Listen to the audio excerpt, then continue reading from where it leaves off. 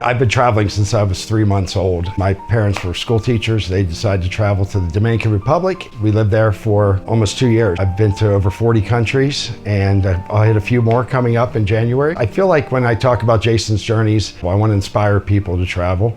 I think it is a blessing to have the opportunity to get on a plane and go across the world or across the country. Being a chef raised in the family of food, Italians, I love Italy. I've been there since April. I just returned the other day.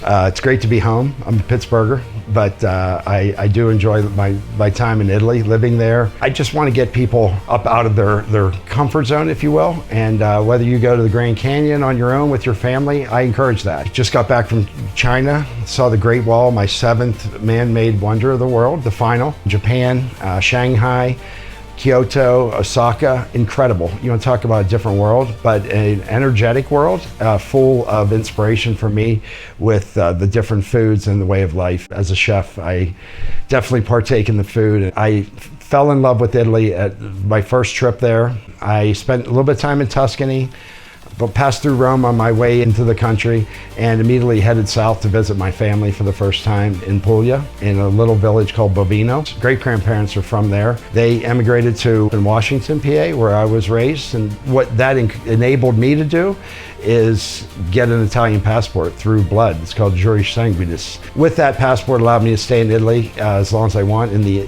European Union, 27 countries. I don't really ever have to leave.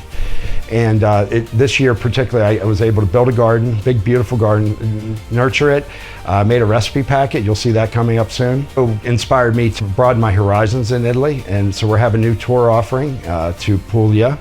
I'm calling it the Puglia Project, from Bari to Bovino.